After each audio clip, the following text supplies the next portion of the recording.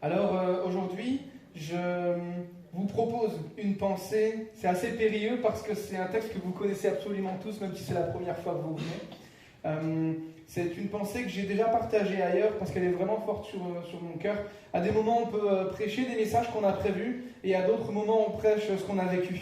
Dans le sens particulièrement, personnellement, je veux dire. Et ça en fait partie. Et je vous propose que l'on puisse aller, on va voir tout à l'heure, ça va s'afficher, mais qu'on puisse aller à travers le psaume 23. Ça vous va? Oui? Ça va? Il est tellement connu ce psaume, la plupart du temps, on le connaît, on l'a même déjà entendu dans les films, dans la plupart des films américains. Je ne sais pas pourquoi ils le mettent au moment des enterrements, donc on l'entend aussi beaucoup dans ces films-là.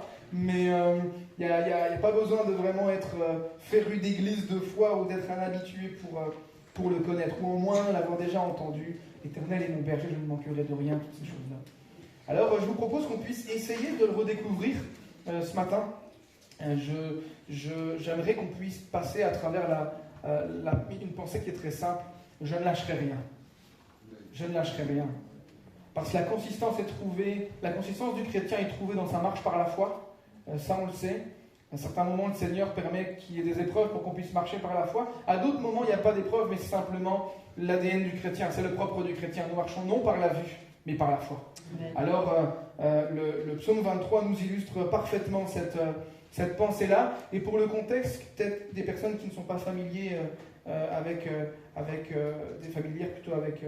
ce texte-là, c'est simplement David, le berger, qui va devenir roi à ce moment-là. Il n'est pas encore roi, qui écrit. On ne sait pas très bien à qui il s'adresse. Si c'est à son âme, il se rappelle des bontés de Dieu, ou alors si c'est aux autres. Mais ce qui est sûr, c'est qu'il parle de ce qu'il a vécu avec le Seigneur, et c'est très enrichissant. On est au mois de mars, alors c'est trop tard pour avoir de bonnes résolutions. Vraiment, là, c'est vraiment le dernier moment. Mais il ne faut plus dire bonne année, par contre, c'est pas une bonne idée. Mais si on tentait d'avoir des bonnes résolutions, je pense que de pratiquer la persévérance, ça nous aiderait. La résolution de la persévérance, vous savez, je ne lâcherai pas. Cette année, je n'abandonne pas. Si je commence quelque chose, je le termine. Ça serait une bonne idée. Alors, c'est ce que je me suis proposé de faire dans ma vie en général. Et le psaume 23 m'a tellement aidé pour ce principe-là de la persévérance. Parce qu'en tant que chrétien, de toute façon, la persévérance, je pense que c'est sans doute la valeur, ou en tout cas le leitmotiv en fait, duquel découlent plusieurs choses. Parce qu'une vie de prière sans persévérance, c'est compliqué. Une vie par la foi sans persévérance, c'est compliqué. Le fait de témoigner sans persévérance, c'est compliqué sur le long terme. D'avoir une famille en bonne santé, d'essayer de tenir un bon témoignage, de tenir ferme aussi, et puis de persévérer, d'avoir justement une relation avec le Seigneur sur le long terme, sans persévérance, ça peut vite devenir compliqué. Et heureusement, le Seigneur est là pour nous en fournir. Amen. Alors une pensée en 3 étapes, simplement qu'on puisse se rappeler que la grâce de Dieu, et puis là vous pouvez dire Amen à n'importe quel moment, la grâce de Dieu est permanente. Amen. Vous pouvez dire Amen après, les épreuves sont réelles. Amen. On a dit Amen en équilibre. Et troisièmement, sa présence est certaine. Amen. Vraiment, c'est quelque chose... je compte pas réinventer l'eau chaude ce matin, mais c'est vraiment quelque chose qui m'a parlé là dans cette fin d'année. Le fait simplement que la consistance du chrétien, elle est trouvée dans sa marche par la foi. Tout simplement. Tout simplement. Premièrement, la grâce est permanente. J'aimerais vous le dire ainsi. La grâce de Dieu, c'est simplement l'effet normal dans la vie d'un chrétien. C'est simplement l'effet de la présence de Dieu dans la vie d'un chrétien. Il n'y a pas besoin d'être ultra mystique ou ultra, j'allais dire spirituel, dans le mauvais sens du terme, je veux dire. Mais dès lors qu'on marche avec le Seigneur, sa grâce est là, qu'on en soit conscient ou non. Certaines fois, on met du temps à la découvrir et puis on en pleure aussi. Mais la grâce est là, elle est permanente. Et à certains moments, Dieu nous accompagne avec sa grâce et on ne s'en rend même pas compte. Et c'est ça qui est tellement perturbant et qui est fascinant en même temps. Et plus on avance, plus on apprend à découvrir le Seigneur. Mais je vous propose qu'on puisse lire une première fois le psaume 23. On va le lire plusieurs fois pendant ce moment de partage. Ne vous inquiétez pas, il n'y a que 6 versets. Donc on peut y aller tranquillement. Psaume 23. Il se peut très fortement que je me trompe dans les versions parce que je l'ai appris petit avec une autre version. Donc il se peut que je me trompe, mais c'est la parole, d'accord ? L'Éternel est mon berger. Je ne manquerai de rien. Il me fait reposer dans de verts pâturages et près de l'eau paisible. Il restaure mon âme et il me conduit dans les sentiers de la justice à cause de son nom.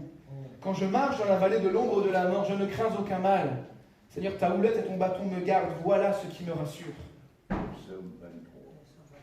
Voilà ce qui me rassure. Tu dresses devant moi une table en face de mes adversaires et tu oins d'huile ma tête et ma coupe déborde. Oui, le bonheur et la grâce m'accompagneront tous les jours de ma vie et j'habiterai dans la maison de l'Éternel tous les jours de ma vie. Tous les jours de ma vie. Je serai dans la présence de l'Éternel tous les jours de ma vie. J'ai beaucoup aimé, j'ai redécouvert une autre version qui disait « Le Seigneur est mon berger, rien ne saurait me manquer. » Rien ne saurait me manquer.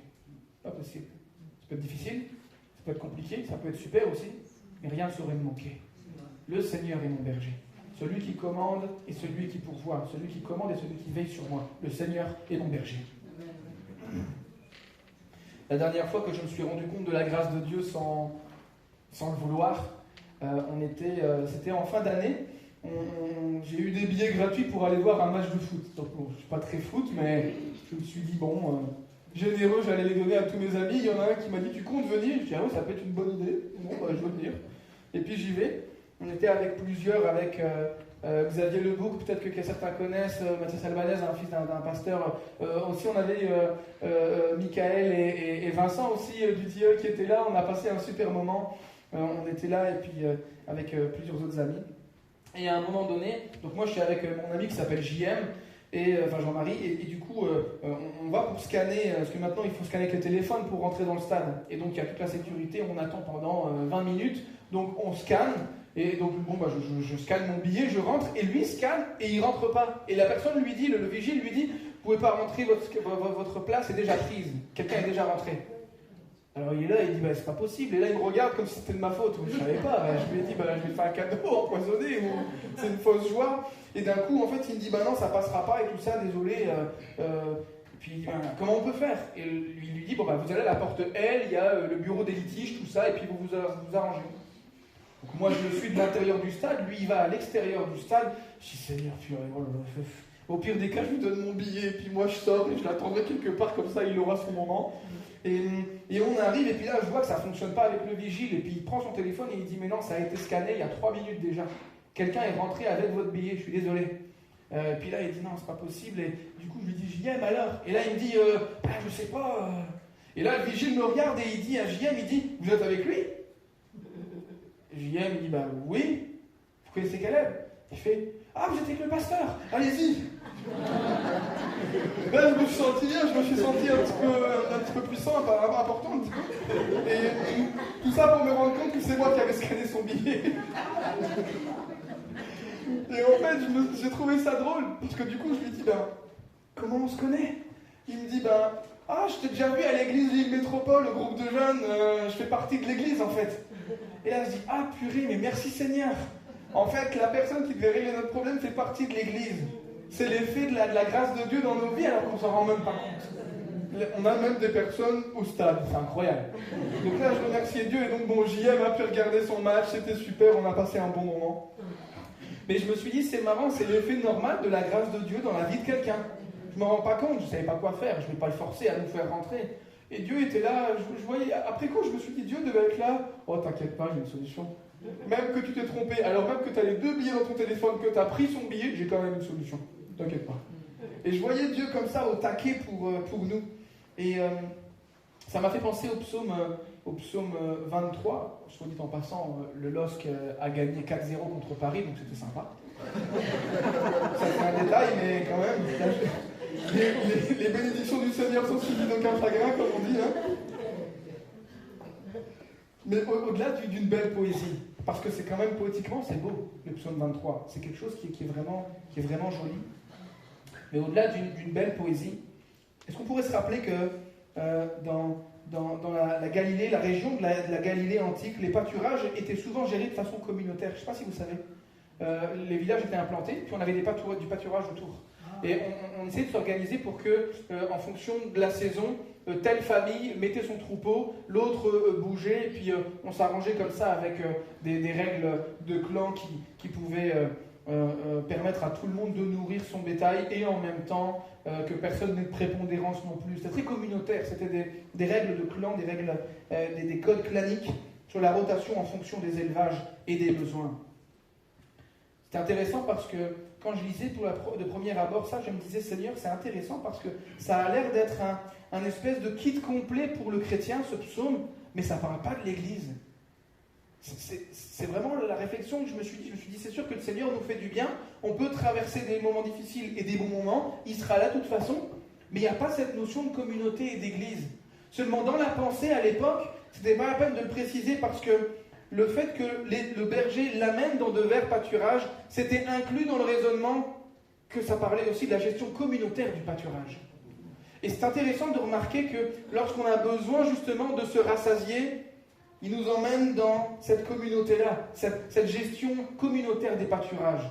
Alors ça, c'est une donnée archéologique, mais ce n'est pas explicite dans le texte, donc on ne va pas faire dire au texte qu'il ne dit pas vraiment, d'accord ? On ne va pas aller trop loin, mais c'est juste intéressant à savoir. Le Seigneur est mon berger, comme disait l'autre version que j'ai pu trouver. Rien ne saurait me manquer. Il me fait reposer dans de verts pâturages et il me guide.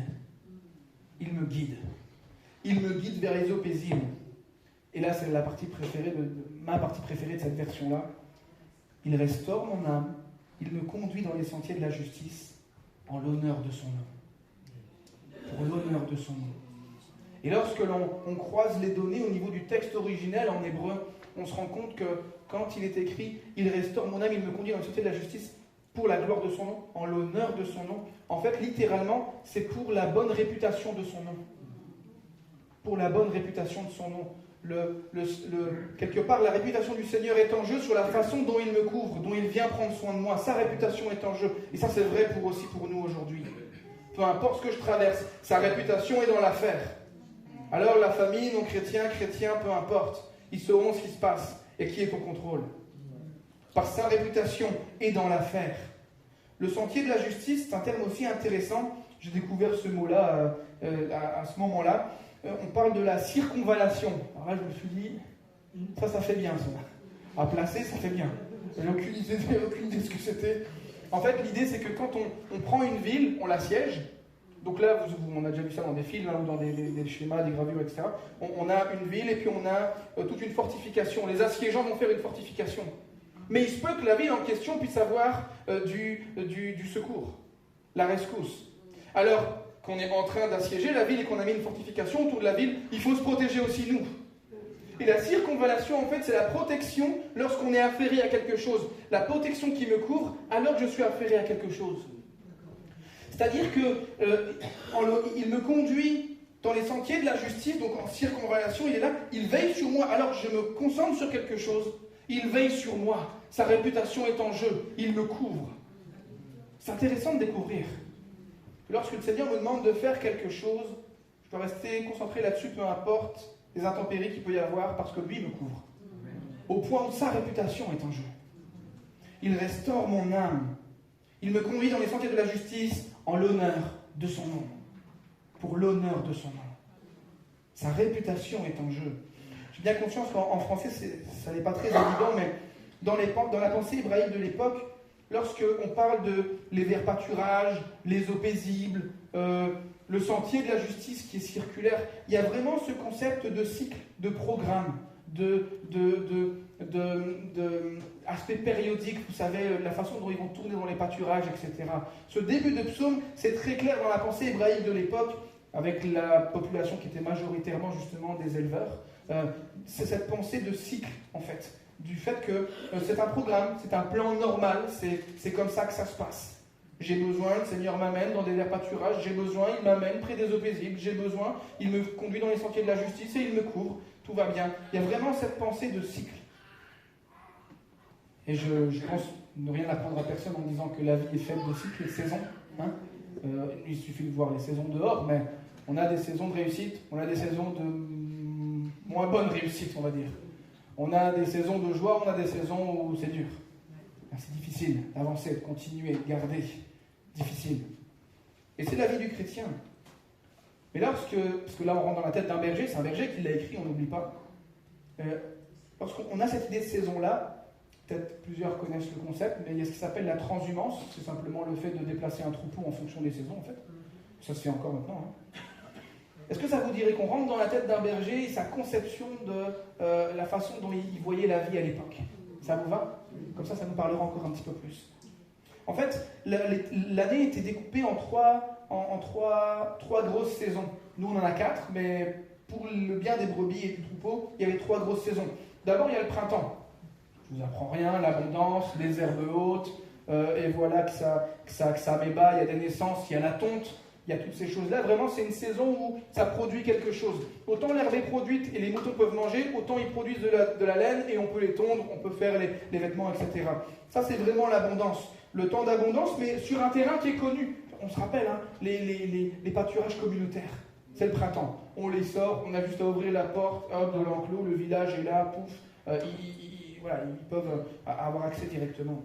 Ensuite, il y a l'été. Là, l'herbe sèche.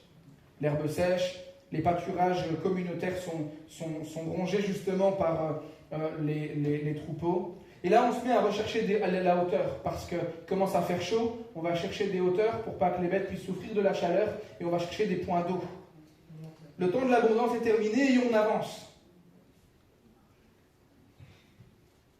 Dans cette région-là, en termes de géographie, je veux dire, et la géologie de cet endroit-là, à côté de Bethléem, on voit où David a grandi. Le seul moyen pour avoir des prés d'herbes fraîches en été, c'était de monter en altitude. Le seul moyen de monter en altitude, c'était de passer par des vallées obscures et étroites. Intéressant. C'est-à-dire que c'est prévu dans le plan de passer par ces vallées de l'ombre de la mort pour pouvoir justement survivre. Intéressant. Et là, vous pouvez mélanger tous les théologiens, ils sont tous d'accord là-dessus, arranger aussi avec les archéologues. Et là, on a la saison de l'hiver-automne, c'est qu'une saison, pour eux, c'est le retour au bercail. Intéressant. Parce que d'un coup, on a le printemps, les verts pâturages, on a l'été, la vallée de l'ombre de la mort, et ensuite on a l'hiver, je reviendrai dans la maison de l'Éternel tous les jours de ma vie. En fait, la structure du psaume, c'est le cycle annuel des bergers de l'époque. C'est pour ça que c'était simple, en fait, à retenir pour eux. Parce que c'était leur vie, tout simplement. Ça coulait de sang, c'était logique. Mais on reste dans notre pensée. La consistance du chrétien, elle est trouvée dans sa marche par la foi. On va rester ensemble dans cette pensée. Évidemment, chaque journée aussi était bien organisée.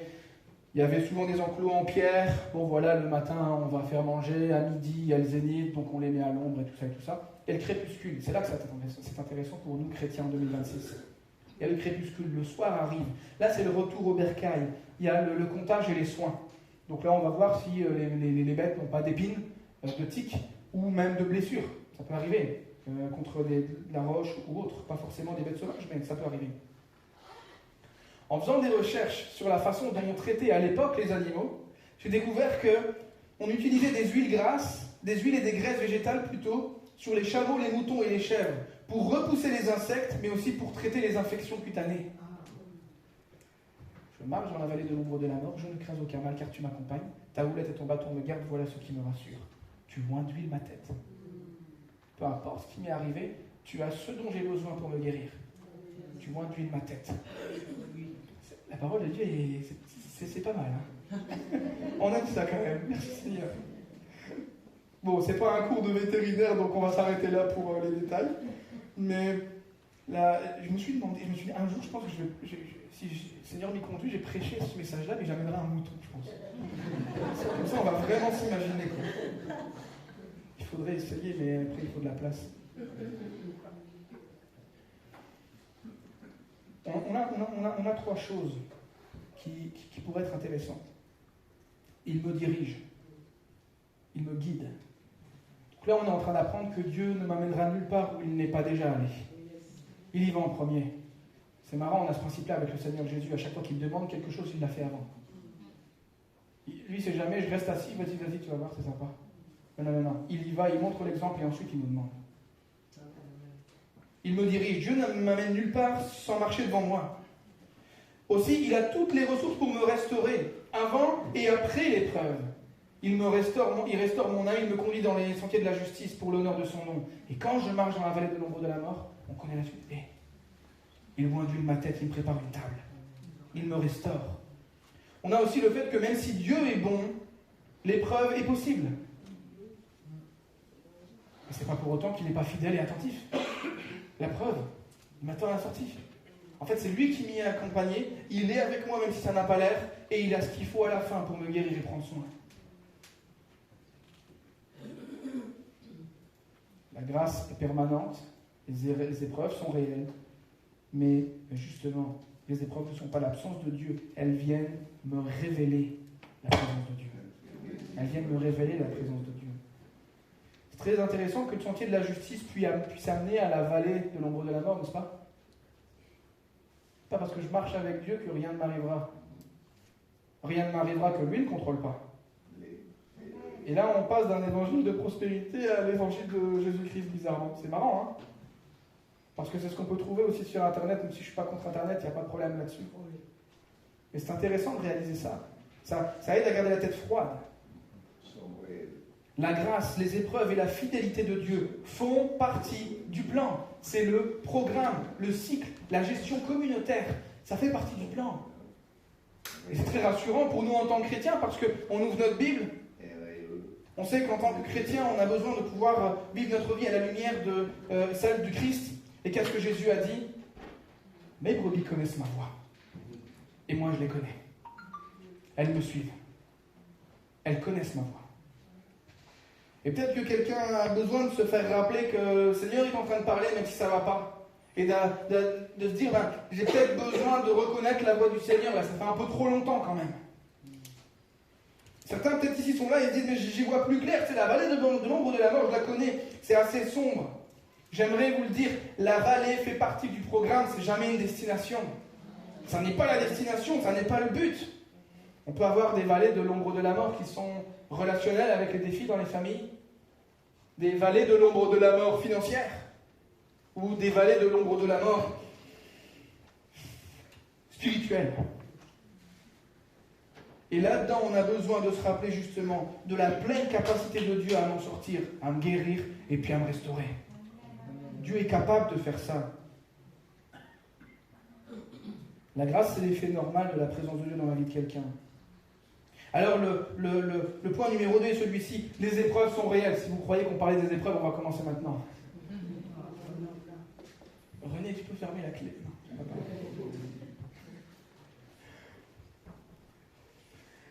Avez-vous remarqué, enfin c'est pas drôle, mais en fait c'est drôle après coup, les épreuves ont le don de supprimer les distractions et de révéler ce que j'ai vraiment dans le ventre. Quand ça va pas, alors là ça revient, là c'est l'authentique qui revient au galop. Là on a une bonne idée d'où on en est avec le Seigneur, mais aussi en tant que personne, sur la maturité émotionnelle ou même spirituelle. Là quand ça va pas, ça vient taper direct dedans. Hein. Quand je marche dans la vallée de l'ombre de la mort, je ne crains aucun mal. Car tu es avec moi. Ta roulette et ton bâton me gardent. Voilà ce qui me rassure. Elle n'est pas là. Elia, c'est marrant parce que quand je lui récite le psaume le soir, elle me dit, oui, je connais la suite. Ta roulette et ton gardon me gardent. Je dis, ah oui, c'est pas pareil, c'est un poisson, un gardon, ma chérie. Elle me dit, papa, je connais. Je dis, bah, d'accord, pardon. Mais c'était marrant parce que, alors qu'on rigolait, tout ça, on dit, je sais, tu dresses devant moi une table et tout ça, et puis elle mélange un peu tout, elle pense que c'est un pique-nique. Bref. Mais en fait, c'est un peu l'image que Dieu vient nous donner. T'inquiète pas, je vais prendre soin de toi. On va passer à un bon moment. Ça vient d'être difficile, mais autrement dit, hein, ça va bien se passer à la fin. Donc si ça ne se passe pas bien, c'est que c'est pas la fin. Il y a quelque chose d'autre. C'est une pensée très simpliste, hein, mais c'est très réel. C'est la grâce de Dieu qui se manifeste. La vallée est un passage nécessaire. Ce n'est pas une destination, comme on vient de le dire, mais... Et puis là, si vous devez peut-être retenir une des choses ce matin, simplement qu'on puisse se rappeler que la vallée de l'ombre de la mort, on ne peut pas l'éviter si on veut atteindre de meilleurs pâturages pour survivre. On ne peut pas l'éviter. Et Jésus a-t-il évité la croix? Paul, les persécutions. Ou même en fait tous les apôtres, même les désaccords, juste les désaccords. Quelqu'un disait, parfois vivre en paix, c'est simplement laisser certaines personnes avoir peur à propos de moi. Et puis c'est pas grave, j'ai essayé d'expliquer, ça ne fonctionne pas, tant pis. Évidemment, j'ai le devoir de marcher en sanctification, de manifester Christ, etc. Mais on a aussi le devoir de rester très concentré sur ce qui se passe. Mais les bergers ne restaient jamais dans ces vallées. C'est un lieu de passage, un lieu entre deux pâturages de haute altitude ou alors vers un point d'eau. La ville de Bethléem est perchée sur la crête de Juda. Elle est entourée de pentes très dures, des itinéraires qui ne sont pas faciles. Il n'y avait aucune option d'itinéraire facile à l'époque. Le relief est montagneux, il est entaillé de oueds et de ravins aussi. Les chemins sont étroits, escarpés. D'ailleurs, c'est là-dedans que les brigands se cachaient en général quand quelqu'un sortait. Parce que c'était propice. Mais qu'est-ce que fait le berger? Il vérifie qu'il n'y ait personne. Après, il nous amène. C'est ça qu'il faisait le berger avec le troupeau. C'était des chemins et des itinéraires très exigeants physiquement. Mais la survie du troupeau en dépendait. Elle dépendait de la vigilance du berger et de sa connaissance du terrain. J'ai une bonne nouvelle pour nous ce matin. Le Seigneur connaît le terrain. Il connaît le terrain. Ça fait partie du plan. On a passé la semaine avec 120, 150 pasteurs. À Ouaskal, on avait une conférence une conférence européenne en fait sur tous les dirigeants des mouvements pentecôtistes européens. Alors il y avait pas mal de pasteurs qui étaient justement présidents de ces mouvements-là. Et jeudi midi, on a mangé avec Yuri. Il est ukrainien. Il est en responsabilité au niveau de l'ensemble des assemblées de Dieu de l'Ukraine. Savez-vous ce qu'il m'a dit? On lui a posé la question, comment ça va? Comment ça va avec tout ça? Puis il me raconte plein de détails, plein de choses hyper intéressantes sur la géopolitique, comme nous, on ne la connaît pas du tout, parce que, qu'on le veuille ou non, il y a des filtres aussi et tout ça, et de chacun, de notre culture, etc. Et en fait, il disait, c'est impressionnant, on n'a jamais implanté autant d'églises que depuis le début de la guerre. Juste l'année dernière, 70 églises implantées. Juste pour le mouvement des assemblées de Dieu, pas les autres. Et les autres aussi en ont implanté. Il disait, c'est pas gratuit, il y a des moments, il m'a dit une fois, j'ai dû aller à l'église, et une roquette est tombée dans un immeuble à côté, à 200 mètres de chez nous. Je suis revenu, ma famille était encore en vie, mais l'immeuble d'à côté détruit. Il dit, c'est des choses qui sont inconfortables, mais on est obligé de faire confiance à la grâce de Dieu. On comprendra plus tard, c'est difficile pour les enfants et les adolescents, mais même les jeunes adultes commencent à comprendre aussi. Et c'était hyper intéressant de découvrir la fonction dont l'Église ukrainienne a connu une croissance surdimensionnée en période de guerre. La vallée de l'ombre de la mort, le Seigneur est devant nous. Il marche devant nous. Tu peux témoigner, mais il ne le disait pas en étant triste. Il le disait en étant réaliste, mais tellement solidement ancré dans la joie du Seigneur, de ce qu'il est en train de faire. Parce que dans une époque où justement les politiques essayent de s'arracher les personnes, la propagande, la guerre, tout ça, ben Jésus a quelque chose à dire aussi. Et si les chrétiens, on n'est pas solides en temps de paix, est-ce que c'est en temps de guerre qu'on va l'être? On a besoin de pouvoir justement être enracinés. Ça passe par quoi? Vallée de l'ombre de la mort, pour ensuite aller vers les pâturages. C'est nécessaire pour les chrétiens. C'est nécessaire. Je le dirais de cette façon, je ne veux pas frustrer ou blesser personne, mais il est contre nature pour un chrétien de ne pas marcher par la foi. Parce que nous marchons non par la vue, mais par la foi. Alors la question qui s'impose à vous comme à moi, en premier, c'est quand la dernière fois que j'ai marché par la foi? Pour un sujet, peut-être un petit sujet, peut-être c'est avec mon assurance de voiture, peut-être c'est avec un enfant qui ne parle plus. Peut-être c'est avec ma paye qui n'arrive pas. Peut-être que c'est avec le fait que je ne trouve plus d'église, trop blessé. Des vrais moments, des vraies situations où le Seigneur peut intervenir. Avez-vous remarqué, ta houlette et ton bâton me gardent, voilà ce qui me rassure. La houlette, c'est le fameux bâton qui a arrondi, qu'on connaît bien, et le bâton, ça servait pas pour les brebis, en fait c'était pour protéger justement. La houlette servait hop, il y a un point d'eau, la brebis veut y aller, hop, je te récupère, c'est arrondi, je te récupère. En fait, tu peux boire, mais le courant est très fort, tu ne l'as pas remarqué. Je te récupère, je te protège. Hop, il y a un ravin. Je te ramène. La houlette me protège. La houlette me protège. La houlette me garde. Plutôt, la houlette me garde. s'envole dans un terrier, hop, hop, hop, hop, hop. Non, tu vas rester coincé. La houlette me garde. Le bâton, qu'est-ce qu'il fait? Il tire. Ah, il me protège avec le bâton. Et on le sait très bien, c'était régulier, les attaques d'ours, etc., avec le bâton. Est-ce que c'est possible? Est-ce que ça serait possible que la houlette du Seigneur me donne un cadre, il me guide, et le bâton me protège? Dieu me protège par un cadre. Il peut me protéger quand je suis dans le cadre. Le Seigneur me protège par un cadre. Il me protège de l'avarice par le cadre de sa provision. Il me protège de l'égoïsme par le cadre de sa générosité. Il me protège de retomber dans mes anciennes choses par le cadre de la sanctification. Ta houlette et ton bâton me gardent, voilà ce qui me rassure. Voilà ce qui me rassure. Tu me gardes et tu me protèges, voilà ce qui me rassure.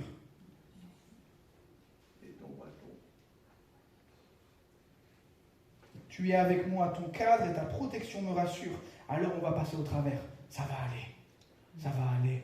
On veut parfois des miracles, mais avez-vous remarqué que pour le miracle de la résurrection du dimanche matin, il fallait passer par le samedi et le vendredi? Quelqu'un disait, on ne peut pas éviter, là, on ne peut pas passer au-dessus du vendredi. On est du samedi, on va aller au dimanche. Non, il faut passer au travers. Il ne faut pas courber des chines, on y va, on se verrouille, on compte sur le Seigneur et puis on fonce. Parce que c'est ce que demande... En fait, c'est ce qu'exige la vie chrétienne. La bonne nouvelle, c'est qu'on a le droit d'être fatigué, chargé, il nous donne du repos. Ça fait partie du plan, de pouvoir se retrouver au milieu de l'épreuve. Là, je ne le vois pas, le bon pâturage là, qui est censé être là après, là, que le pasteur a prêché. Je ne le vois pas. C'est difficile, là, c'est l'ombre de la mort. Ça fait 7 ans que ça dure. Mais à l'intérieur, très fortement, je prends mon moment avec Dieu et je ne peux pas faire autrement. Je sais à l'intérieur que Dieu est fidèle. Il est fidèle. Je m'en rappelle. Il me l'a montré depuis des années. Je m'en rappelle, il est fidèle. Je ne comprends pas ce qui se passe en ce moment, mais il est fidèle. Il est fidèle. Il est fidèle. J'ai une parole pour quelqu'un ce matin. Dieu est fidèle. Dieu est fidèle. Ouais, mais Caleb, tu sais, être chrétien, c'est un peu une béquille pour les faibles. La religion, c'est pareil. Tu sais, Jésus, c'est un peu ta béquille, c'est très bien et tout ça. Mais je me suis rendu à l'évidence. Je ne peux pas me permettre de perdre le Seigneur. Moi, je veux dire. Je ne peux pas me permettre. Ma famille compte là-dessus, je compte là-dessus, j'ai besoin, mon âme a besoin, je ne peux pas me permettre. Je peux essayer, mais je ne peux pas me permettre. Je ne peux pas me permettre, c'est pas possible. Je préfère reconnaître ça que de faire semblant et de devoir tout le temps faire semblant. Et de devoir essayer de montrer que je ne suis pas parfait, j'ai besoin du Seigneur. C'est tout, c'est simple. C'est juste comme ça. Alors, allons-y gaiement, je veux dire, parce que, en fait, j'ai une préférence pour ne pas dépendre uniquement d'un gourou ou du développement personnel sur YouTube, même si ça peut avoir des bonnes clés, ça peut nous aider. Mais je ne mettrai pas ma foi que là-dedans. Je ne mettrai pas ma foi dans un politique, je ne mettrai pas ma foi dans une position en face d'une guerre ou quoi que ce soit. Je mets ma foi en Jésus-Christ. En Jésus-Christ, lui, Dieu fait homme, qui a même été flagellé, même après avoir été flagellé, grièvement blessé. Vous imaginez, il a porté une croix de 90 kilos sur plus de 700 mètres alors qu'il était blessé. Ça, c'est un homme. Ça, c'est quelqu'un de solide que je veux suivre. En plus de ça, il est Dieu, vécu et enseigné de manière cohérente. Alors, des effets encore, après 2000 ans de toute façon, et des preuves historiques raisonnables pour sa résurrection. C'est lui que je veux suivre. Il me conduit, il me guide, il restaure mon âme, je ne lâcherai rien. Et je vais conclure sur le point numéro 3, verset 6. Sa présence est certaine, mes amis, sa présence est certaine. Elle est certaine. J'allais dire, demande-lui, tu vas voir. Sa présence est certaine. Oui, le bonheur et la grâce m'accompagneront tous les jours de ma vie. J'habiterai dans la maison de l'Éternel tous les jours de ma vie. Finalement, c'est un peu un appel à regarder la vie de Jésus et à se rappeler. Parce que je sais tout ça, que l'Éternel est mon berger. Et je suis passé par la vallée de l'ombre de la mort. Alors, je sais que pour la suite, C'est assuré, le bonheur et la grâce m'accompagneront tous les jours de ma vie. Tous les jours de ma vie. J'ai une citation, elle fait un petit peu mal au crâne, mais après j'arrête, d'accord?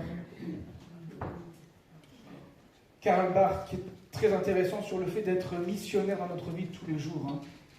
20e siècle surtout.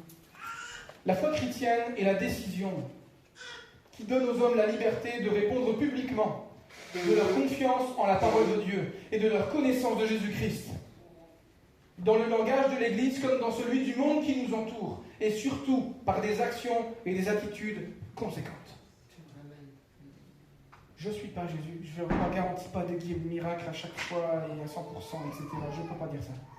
Par contre, je vais faire peu, mais je vais le faire de façon consacrée. Je vais faire peu, mais je vais le faire en étant accompagné du Seigneur, avec un lien direct. Je ne ferai pas beaucoup de choses peut-être. Je vais peut-être en faire très peu, mais très bien. Mais ce qui est sûr, c'est que si tu regardes ma vie, tu verras vraiment que j'essaye de rendre le lien direct entre 2026 et ma vie et le Seigneur Jésus.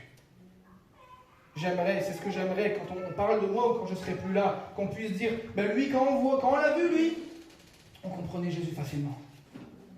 Ça, c'est vraiment l'héritage que je laisse, que je veux laisser. Avec lui, on comprenait Jésus facilement.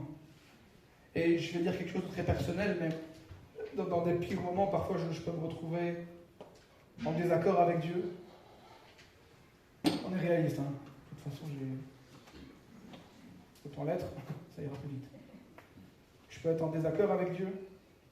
À des moments, je ne comprends tellement pas que je peux être en colère même. Et je peux ne pas comprendre.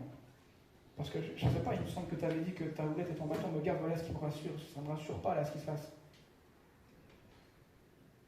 Je peux m'exprimer avec Dieu, être en colère, être angoissé, être complètement jovial, que je l'oublie parfois, parce que tout réussit. Très réaliste ce matin. Mais à la fin de l'histoire, alors que je peux lui exprimer toute mon incompréhension, ma frustration, lui il l'apprend. Puis il le sait qu'au fond, je l'aime. Vraiment. Je l'adore vraiment. Et même si je peux être en colère, et même si je peux être frustré, même si je ne comprends pas, ça n'enlèvera pas mon adoration pour lui. Ça n'enlèvera pas. Peut-être que la colère, c'est la vallée de l'ombre de la mort, et puis je regarde à Jésus, Matthieu 26, 27, qui disait, mais mon âme est triste jusqu'à la mort, là, il y a de l'angoisse. Toutefois, pas ma volonté, mais la tienne, Père. Et de se retrouver, en étant tout à fait réaliste sur la vie, mais de se retrouver en étant tout à fait réaliste sur la personne de Dieu dans la vie. Pour l'histoire, il sait que je l'aime. Je voudrais terminer avec un témoignage de quelques instants. Comme vous le savez, merci Seigneur, on a pu se rencontrer avec Valérie au Canada, et puis tout ça, et puis c'était vraiment pas prévu. Je ne viens pas d'un milieu où j'avais même jamais pris l'avion avant, vous le savez, j'ai déjà expliqué. Mais, je ne sais pas si je l'ai là. Non, je ne l'ai pas. Avant de partir au Canada, je priais le Seigneur et je disais, Seigneur, tu vois, j'ai ce désir-là. J'ai vu plusieurs personnes qui sont venues me voir alors que c'était un désir que je n'avais jamais formulé à personne. Et puis quelqu'un m'avait même dit, t'irais pas te faire former au Canada, tout ça. Et puis, toutes sortes de choses où je me dis, Seigneur, est-ce que c'est toi qui m'envoies des signaux ou pas? Je marchais par la foi, pas par la folie. Donc, essaye de me rassurer. Et là, je sors et je disais, il y a un prédicateur québécois qui était là et qui m'avait vraiment encouragé à aller au Québec pour me faire former. Et on sort du culte et je le vois et je lui dis, écoutez, quand vous m'avez dit ça, est-ce que vous le sentiez que c'était pour moi ou c'était juste comme ça? Parce que c'est une bonne idée. Il m'a dit, en fait, c'est une bonne idée pour toi, mais il faut que ça vienne confirmer quelque chose. Je ne vais pas te mettre de poids ni rien. Je dis, un peu que ça me confirme quelque chose. Et là, je dis, Seigneur, qu'est-ce que je fais? Et avant d'aller à la sortie, il y a une mamie de l'église. Les mamies, c'est les piliers de l'église. Il y a une mamie de l'église qui est là. Je ne sais pas qui c'est. À l'époque, je ne la connaissais pas et je ne sais plus ce qu'elle disait. Et elle me donne un petit papier bleu. Je le prends. Je ne voulais pas être mal poli, alors je le prends.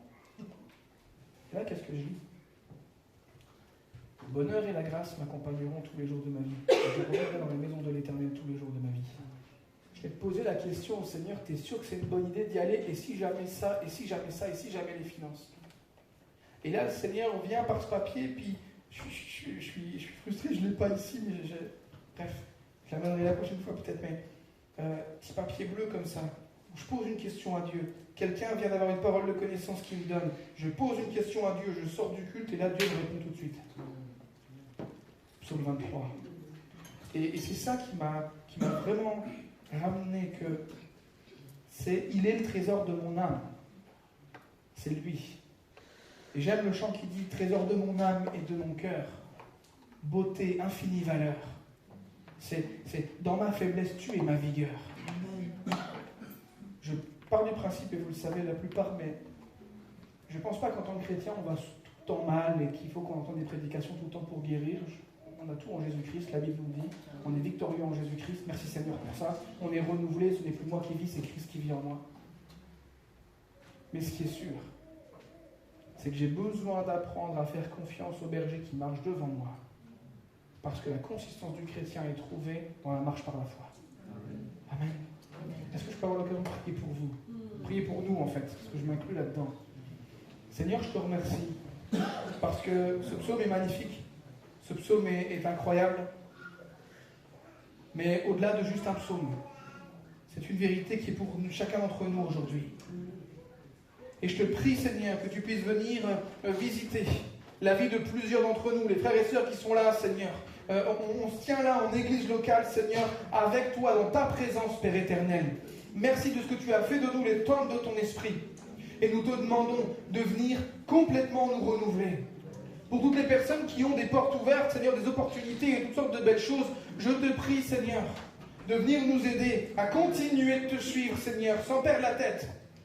Et en même temps, Seigneur, s'il y en a qui sont sous l'eau, qui perdent un peu pied, je te remercie pour ta présence. Ta houlette et ton bâton qui les gardent, voilà ce qui les rassureront. Et nous te prions, Seigneur, pour cette assurance que tu es présent. Nous te remercions plutôt pour cette assurance que tu es présent. Je te prie, Seigneur, que tu puisses nous accompagner. Et que la réalité de ce que tu fais en nous puisse être visible, bien qu'imparfait, mais qui puisse être visible dans nos vies. Dès demain matin à 8h. Seigneur, alors que lundi recommence, Seigneur, je te prie pour ça. Et je te remercie de ce que tu nous combles de ta grâce. Ensemble, Seigneur, nous voulons prier que toute ta volonté soit faite sur la terre comme au ciel.